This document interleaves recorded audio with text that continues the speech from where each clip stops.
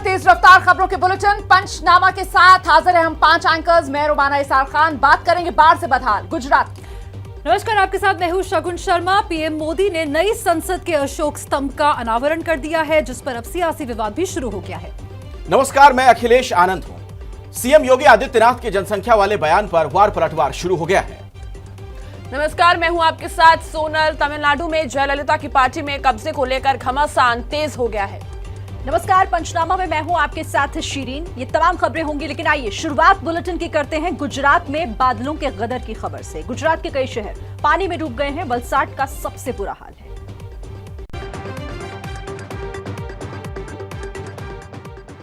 गुजरात में बादलों का गदर सबसे ज्यादा वलसाड में नजर आ रहा है। ड्रोन कैमरे की तस्वीरें वलसाड के बदहाली की गवाही दे रही हैं। तस्वीरें ऐसी हैं मानो वलसाड में बारिश नहीं, आसमान से आफत बरस रही हो। वलसाड के छिपवाड़ और कैलाश रोड में तो जल प्रलय आ गया है।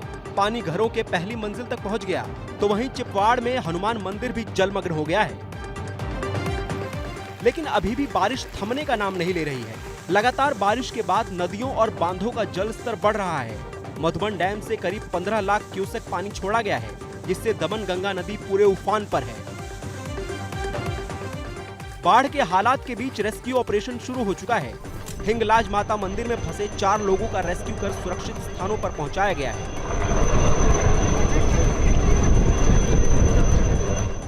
वलसाड समेत गुजरात के 8 जिलों में रेड अलर्ट है। इसी बीच सीएम भूपेंद्र पटेल ने बैठक कर हालात की समीक्षा ली है। पीएम मोदी ने भी फोन कर सीएम से हालात की जानकारी ली है। हर संभव मदद का भरोसा जताया है। और गुजरात के अहमदाबाद में तो बारिश ने नगर निगम के जितने दावे हैं सबकी पोल खोल के रख दी। भारी बारिश ने अहमदाबाद नगर निगम के दावों की पोल खोल दी है। ये तस्वीरें इसी बात की गवाही दे रही हैं। घर की छत से बनाए इस वीडियो में सिर्फ गाड़ियों की छत नजर आती है। तस्वीरें हैं अहमदाबाद के जीवराज पार्क इलाके की। पुलिस स्टेशन के बाहर जल जमाव ऐसा है कि थाना भी डूब गया। तो वहीं अंडरपास में इतना पानी भर गया कि बस और कार भी डूब जाएं। जिसके बाद शहर के ज्यादातर अंडरपास को बंद करना पड़ा है। बारिश का पानी सड़कों से होता हुआ सोसाइटी के अंदर तक पहुंच गया है। अहमदाबाद के प्रहलाद नगर के ब्रज बिहार सोसाइटी में तो पार्किंग में खड़ी गाड़ियां ही डूब गयी।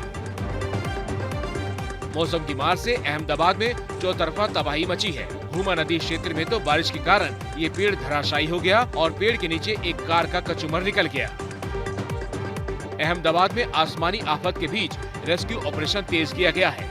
इसनपुर इलाके में दमकल विभाग ने 48 लोगों का रेस्क्यू किया।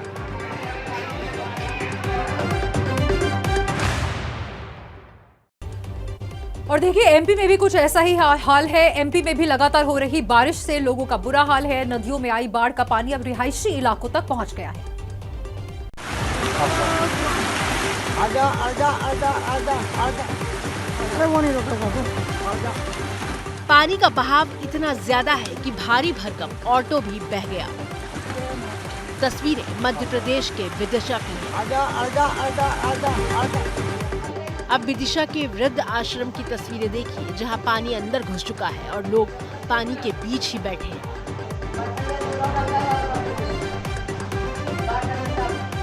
विदिशा में कई इलाकों के हालात यही हैं। घर और दुकानों के अंदर तक पानी प्रवेश कर चुका है। भारी बारिश और जल जमाव की वजह से विदिशा में एक दिन के लिए स्कूल बंद कर दिए गए हैं। मध्य प्रदेश के रायसेन में भी हालात खराब है। रीछन नदी का जल स्तर बढ़ने से रास्ता बंद हो गया और कई गांवों का संपर्क आपस में टूट गया है। रायसेन की हेडगेवार कॉलोनी की इस गली का हाल देखिए, पानी घुटनों के ऊपर तक लगा हुआ है। प्रशासन ने कई इलाकों में एक दिन के लिए स्कूल में छुट्टी का ऐलान कर दिया है।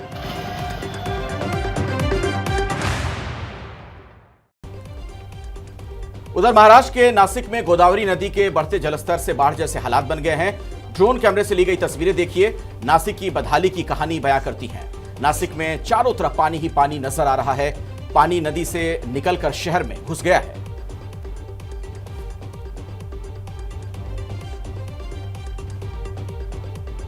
तो देखिए, कर्नाटक के दक्षिण कन्नड़ जिले में कार सवार 2 लोग पानी में बह गए। भारी बारिश के बाद बांध से पानी छोड़े जाने की ये तस्वीरें कर्नाटक के मांड्या जिले में कृष्णा राजा सागर बांध की हैं। बेंगलुरु में बारिश के बाद आई बाढ़ से सबसे ज्यादा मार निचले इलाकों में पड़ रही है। निचले इलाकों में लोगों के घरों में पानी घुस गया है। लगातार हो रही बारिश की वजह से लोगों के घर भी टूट गए।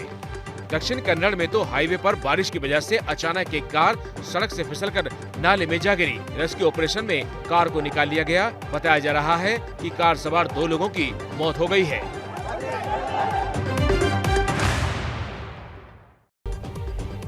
और इस वक्त छत्तीसगढ़ में भी भारी बारिश है, जिस वजह से बस्तर का झरना लबालब भर गया है।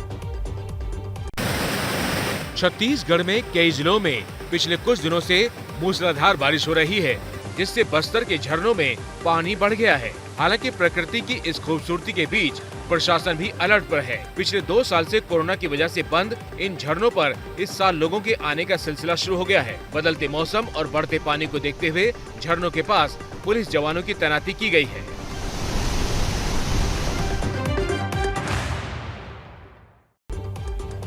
और कुदरत की तबाही के बाद एक बार फिर से आज से अमरनाथ यात्रा शुरू हो गई है। अमरनाथ गुफा के पास हादसे के बाद एक बार फिर पहलगाम के रास्ते यात्रा शुरू हो गई है। यात्रा के लिए सेना ने रास्ता तैयार किया है। करीब 7,000 लोग यात्रा के लिए रास्ते पर हैं। जम्मू में रुकने के बाद वहां से भी यात्रा के लिए नया जत्था रवाना हुआ। उधर नीलग्राथ बेस कैंप से यात्रियों की हेलीकॉप्टर से यात्रा शुरू कर दी गई है। एक तरफ यात्रा शुरू हुई तो दूसरी तरफ बादल फटने वाली जगह पर आज भी रेस्क्यू ऑपरेशन जारी है। जहां बादल फटा था वहां से मलबा हटाया जा रहा है।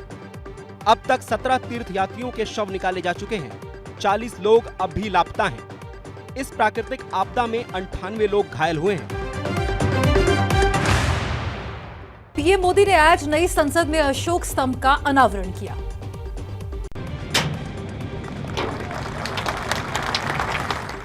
बीस फीट ऊंचाई, 9,500 किलो वजन। संसद भवन पर लगे इस विशालकाय अशोक स्तंभ का प्रधानमंत्री नरेंद्र मोदी ने अनावरण किया। इस स्तंभ को कांस्य से बनाया गया है। इसके सपोर्ट के लिए करीब 6,500 किलोग्राम वजन वाले स्टील की एक सहायक संरचना का भी निर्माण किया गया है। प्रधानमंत्री नरेंद्र मोदी ने संसद भवन के निर्माण कार्यों का जायजा लेने के दौरान काम में जुटे श्रमिकों से भी बातचीत की और उनका हालचाल जाना। आपका तो किसी को कोरोना वोरोना की दिक्कत नहीं है, सब नियमों का पालन किया। अच्छा, वैक्सीनेशन हो गया सब। पीएम मोदी के साथ लोकसभा अध्यक्ष ओम बिरला भी नए संसद भवन में पहुंचे थे। बताया जा रहा है कि अगले शीतकालीन सत्र को नए संसद भवन में करवाने का लक्ष्य रखा गया है। प्रधानमंत्री नरेंद्र मोदी ने अशोक स्तंभ का अनावरण किया तो ओवैसी इसमें भी राजनीति खोज कर ले आए। प्रधानमंत्री की तरफ से अशोक स्तंभ के अनावरण पर AIMIM के अध्यक्ष असदुद्दीन ओवैसी ने ऐतराज जताया है। संविधान संसद, सरकार और न्यायपालिका की शक्तियों को अलग अलग करता है। सरकार के प्रमुख तौर पर संसद की इमारत के ऊपर प्रधानमंत्री को राष्ट्रीय प्रतीक का अनावरण नहीं करना चाहिए था। लोकसभा के स्पीकर लोकसभा की नुमाइंदगी करते हैं और वो सरकार के अधीन नहीं है। प्रधानमंत्री ने सभी संवैधानिक मर्यादाओं का उल्लंघन किया है। ओवैसी के इस ट्वीट पर बीजेपी ने पलटवार किया है। अपनी मजलिस बनाए रखने के लिए और चलाए रखने के लिए वो सदा सर्वदा देश के राजनैतिक, नैतिक, सामाजिक, सांस्कृतिक, संवैधानिक मूल्यों पर आक्रमण करते रहते हैं। वो आदतन और फितरतन करते हैं। तो देखिए, जनसंख्या को लेकर यूपी के सीएम योगी आदित्यनाथ के बयान पर ओवैसी भड़क गए हैं। इस बात को ध्यान में रखना होगा कि जनसंख्या नियंत्रण का कार्यक्रम सफलतापूर्वक आगे बढ़े, लेकिन जनसांख्यिकी असंतुलन की स्थिति भी न पैदा होने पाए। ऐसा नहीं कि किसी वर्ग की आबादी बढ़ने की स्पीड, उनका प्रतिशत ज्यादा हो और यह एक चिंता का विषय है। रिलीजियस डेमोक्रेसी पर इसका विपरीत असर पड़ता है, फिर वहां पर एक समय के बाद अव्यवस्था और अराजकता जन्म लेने लगती है। जनसंख्या दिवस के मौके पर सीएम योगी की इस चिंता ने सियासी भूचाल ला दिया है। सबसे पहले ओवैसी ने इस पर प्रतिक्रिया दी। असदुद्दीन ओवैसी ने कहा, संघी फेक न्यूज फैलाने में समय बिताएंगे। सच्चाई ये है कि मोदी के शासन में भारत के युवा और बच्चों का भविष्य अंधकार में है। भारत के कम से कम आधे युवा बेरोजगार हैं। भारत की प्रजनन दर प्रतिस्थापन स्तर से नीचे है। कोई जनसंख्या विस्फोट नहीं है। चिंता एक स्वस्थ और उत्पादक युवा आबादी सुनिश्चित करने की है, जिस पर मोदी सरकार पूरी तरह विफल रही है।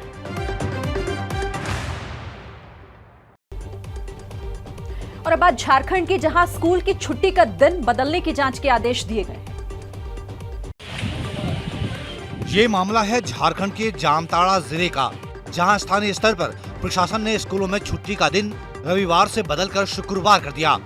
मामला मीडिया में आ जाने के बाद सोरेन सरकार की नींद खुली और राज्य के शिक्षा मंत्री जगन्नाथ महतो ने जिले के अफसरों से पूरी रिपोर्ट मांगी। मंत्री ने आदेश दिया कि छुट्टी का दिन तय करने का फैसला स्थानीय स्तर पर कोई कमेटी या प्रशासन नहीं करेगा, बल्कि सरकार तय करेगी। मंत्री ने एक हफ्ते में पूरी रिपोर्ट मांगी है और दोषियों पर कार्रवाई की बात कही है। बताया जाता है कि जामताड़ा में मुस्लिम आबादी ज्यादा होने की वजह से प्रशासन ने अपने स्तर पर यह फैसला लिया, जो विवाद का कारण बन गया। बीजेपी ने कहा है कि इस पूरे मामले को संसद के सत्र में उठाएंगे।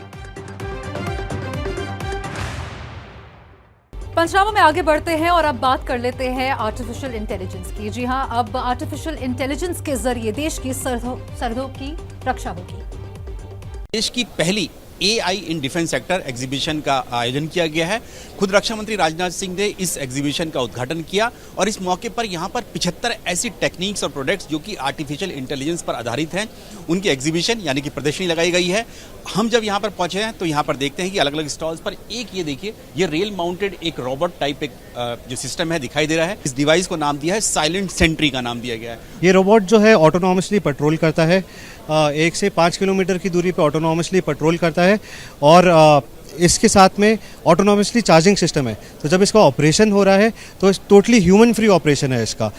इसमें AI जो है वो इंट्रूजन डिटेक्शन के लिए इस्तेमाल हो रहा है। जब रोबोट आपका पेरीमीटर पे मूव करेगा तो जैसे ही आपको इंट्रूडर दिखेगा, ये रोबोट उसके ऊपर बाउंडिंग बॉक्स बनाता है, उसकी फोटोज़ लेता है। इसके अंदर object detection, tracking, identification, face recognition and data analytics चलता है। आपको बता दें कि कल पीएम के दौरे से पहले झारखंड के देवघर में आज शाम 7 बजे 1 लाख दिए जलाए जाएंगे। ढोल नगाड़ों के साथ सिर पर साफा बांधकर सांसद निशिकांत दुबे लोगों को पीएम मोदी के कार्यक्रम का न्योता बांट रहे हैं। तस्वीरें बाबा की नगरी देवघर की हैं, जहां कल प्रधानमंत्री नरेंद्र मोदी बाबा बैद्यनाथ धाम में पूजा करने वाले हैं। मोदी पहले पीएम होंगे जो देवघर मंदिर में पूजा करेंगे। मोदी यहां कल देवघर एयरपोर्ट का उद्घाटन भी करेंगे। प्रधानमंत्री कल 16,000 करोड़ की योजनाओं की सौगात झारखंड को देंगे। झारखंड के बाद पीएम मोदी पटना जाएंगे और बिहार विधानसभा के शताब्दी समारोह समापन कार्यक्रम में शामिल होंगे।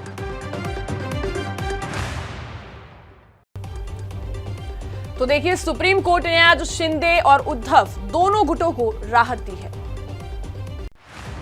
सुप्रीम कोर्ट ने आज शिंदे और उद्धव दोनों गुटों को राहत दे दी है। शिंदे गुट के विधायकों के खिलाफ सुनवाई में अभी वक्त लगेगा, तो दूसरी ओर महाराष्ट्र विधानसभा के स्पीकर उद्धव गुट के विधायकों के खिलाफ किसी तरह की कार्रवाई नहीं कर सकेंगे। पिछले महीने जब शिवसेना में टूट का ड्रामा चल रहा था, तब डिप्टी स्पीकर ने शिंदे गुट के विधायकों को नोटिस भेजा था, जिसके खिलाफ शिंदे गुट सुप्रीम कोर्ट गया था। कोर्ट ने आज सुनवाई के लिए तारीख तय की थी। इसी बीच महाराष्ट्र में राजनीतिक समीकरण बदल गया और शिंदे सीएम बन गए, जिसके बाद शिंदे सरकार के बहुमत परीक्षण में उद्धव गुट के शिवसेना विधायकों ने सरकार के खिलाफ वोट किया, जिस पर स्पीकर को फैसला लेना था। अब अगली सुनवाई तक कोई फैसला नहीं लिया जा सकेगा।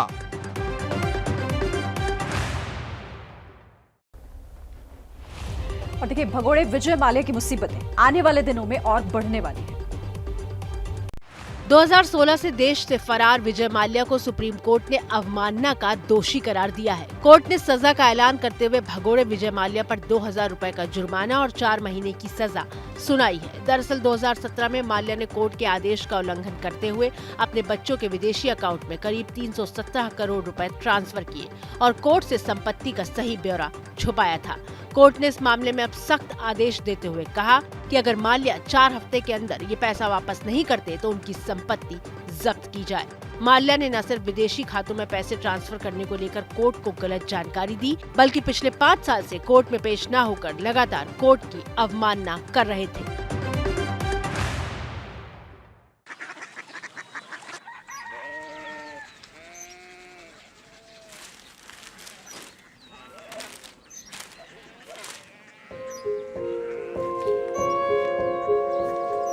बाबा बाबा कोरिया सिटी जानी ना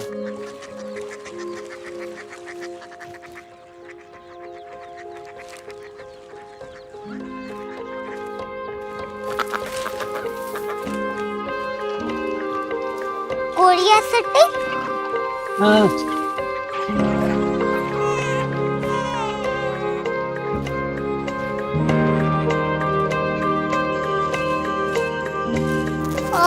कोरिया सिटी कहाँ पे है? शहर अंग्रेजी लगे हैं।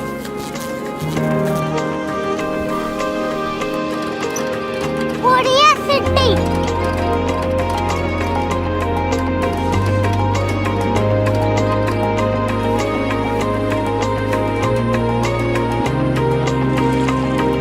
वो बहुत दूर है।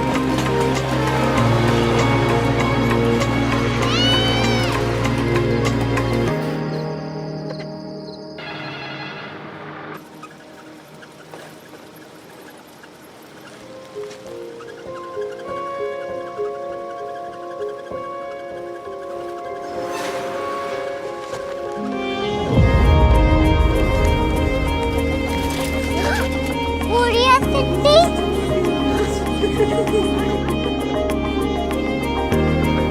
दुनिया को कुछ लोग बड़े होते हैं। कोरिया सिटी कहाँ है? प्रोफेसर साहब को पता होगा।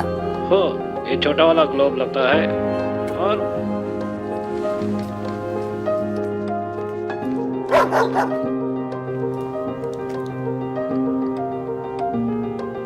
पता नहीं, मेरी बेटी से जाके मिल लो, शायद उसे मालूम हो।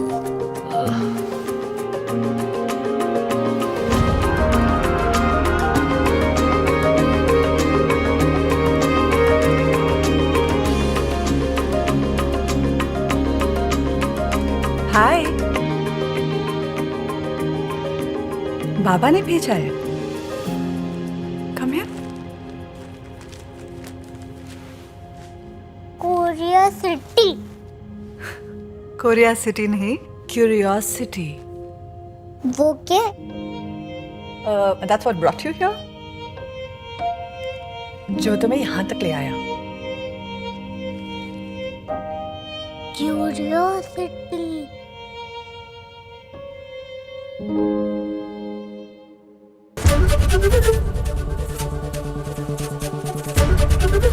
एबीपी न्यूज आपको रखे आगे।